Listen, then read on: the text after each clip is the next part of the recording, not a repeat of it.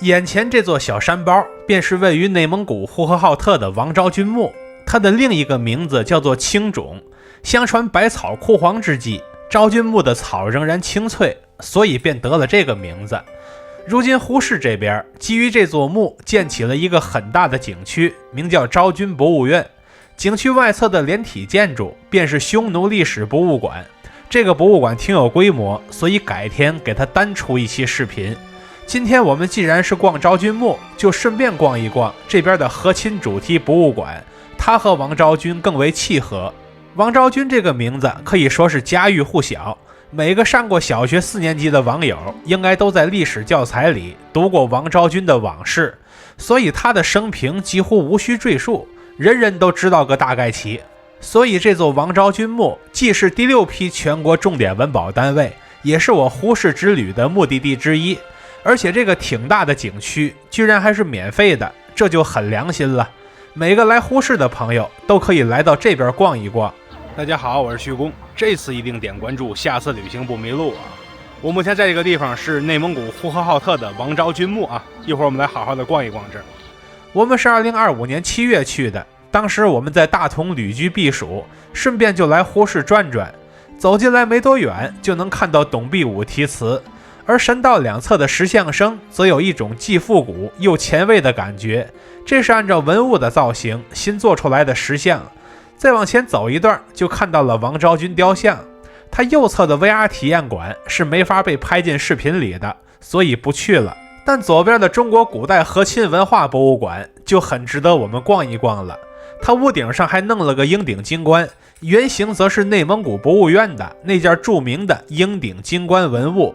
进馆之后，我们先从先秦和亲历史看起来。开头展示的是秦晋联姻。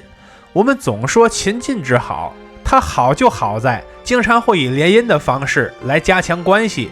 此外还介绍了夷狄联姻，上到商周的王，下到公侯都有所参与。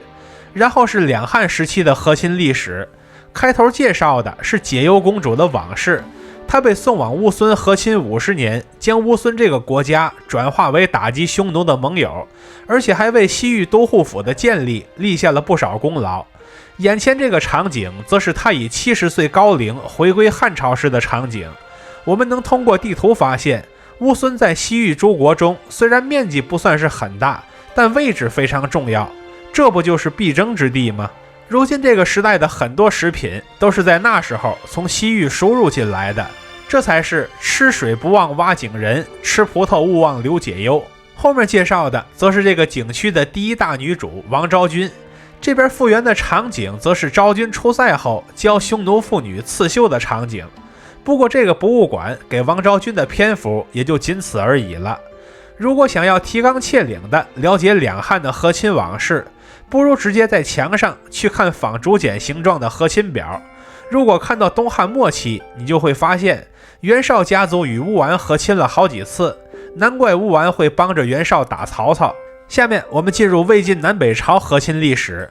那会儿是五胡乱华时期，分裂出的小国非常多，和亲自然是很频繁，但并没有哪个故事能被一路传唱到如今。看完这些，我们准备上2楼了。上来之后就进入了隋唐篇，很多如今的水果、干果和香料等物则是唐代从中亚传进来的。这个过程当然也少不了和亲的功劳，有了和亲的关系，就有更多的深度交流。其中最著名的和亲案例便是嫁到吐蕃的文成公主了。再往后是辽宋金时期，这边更没有正经介绍，也是一个列表全都代表了。后面进入元朝的和亲历史，当时元朝的疆域比较大，所以和亲的数量也是非常多的。看现场这个列表的尺寸就能够看出来了。而现场的人物模型则是介绍成吉思汗与汪古布之间的和亲往事。当时成吉思汗把自己的女儿嫁给汪古布首领的长子，还和这位首领结为安达，而且他们这个部族在一整个蒙元的地位都是很高的。最后是清朝的和亲历史，那会儿更是满蒙一家，在此基础上，满蒙之间的联姻数量呢更是压倒性的多，多到了什么程度呢？这个大列表甚至都给专门摆了一间屋子，这个待遇可见一斑。至此我们就逛完了这个博物馆。等我走出博物馆的时候，我差不多都忘了这是什么地方了。直到我走到附近的昭君故里之后，才想起来，原来我今天探访的是王昭君墓。其实王昭君真正的故里并不在这儿，而是在湖北省宜昌市兴山县。而湖市昭君博物院里的这套昭君故里建筑，则是以湖北昭君故里为蓝本，于2006年新建的古建筑。我们去的时候，所有的门都是紧锁的，所以只能在外边看看，而且知道有这么个地方，但也仅此而已了。再往前走一段，就看到了和亲铜像，这是1987年落成的铜像，和我同岁。内容所展示的，则是王昭君与呼韩邪单于并肩骑马的场面，这是对那段历史的怀念。最后再往前走，终于来到了王昭君墓中的本体。附近的一座碑亭之下，妥善地保护着一块1997年的古碑。至于周边的那些民国碑以及道光碑，就都露天摆放了。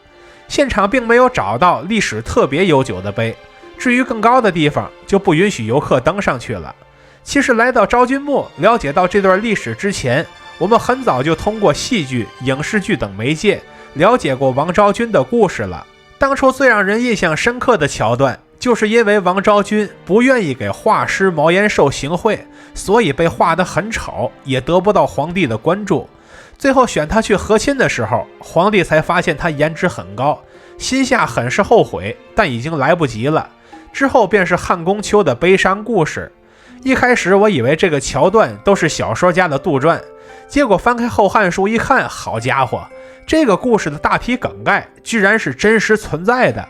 后世的戏剧只是在这个基础上做的一点点艺术加工而已，改动的尺度都不算很大，不过是把《西京杂记》里提到的画师毛延寿给加进了故事主线里，此外又加了点汉元帝的合理反应。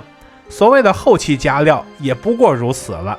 而且我还在史书里发现了一些额外的细节，很多自媒体作者都说王昭君一生嫁过3个人，但真正写在《汉书》和《后汉书》里的不过只有2个。第一个是我们熟知的呼韩邪单于，他娶了王昭君没几年就去世了。第二个是呼韩邪的儿子父主累若低单于，按照匈奴的习俗，新单于要娶老单于的胭脂，因为妻妾被草原民族视为资产，这样内部继承的话，可以确保资产不会流失。至于第3个，则是搜邪若低单于，这是上一个单于的兄弟。在他继位之后，按照习俗来说，王昭君理论上应该嫁给他，但问题在于史书里对这段婚姻是真的没有明确记载，而且之后不久王昭君就去世了，所以这件事情还是不能轻易下定论的。去世后的王昭君被葬在了大黑河之南，我们眼前的这座青冢与这个史书记载的位置是最为接近的，所以这个墓葬的位置无疑也是最为真实、最为合理的。除了这座墓之外，国内还有很多其他的王昭君墓，我粗略统计了一下，大约有10多处，可见后人不仅没有遗忘他，而且还在争着抢着纪念他。之前我们在博物馆里看到了那么老长的和亲名单列表，但真正名垂青史的也不过几个人而已。王昭君无疑是其中的佼佼者，人们之所以愿意铭记他，是因为他出色地完成了和亲的任务，也就是维持了边疆近50年的和平。他不是委身胡尘的弱柳，而是大汉最锋利的黎华。他于塞北之地以琵琶弦离开蛮荒冻土，再撒下人树的种子，静待其在异乡开花结果。而他留下的青冢亦是汉家气运留在塞北之地的烙印。看到这里的朋友，欢迎点赞、收藏、加关注，和徐公一起读城，一起旅行。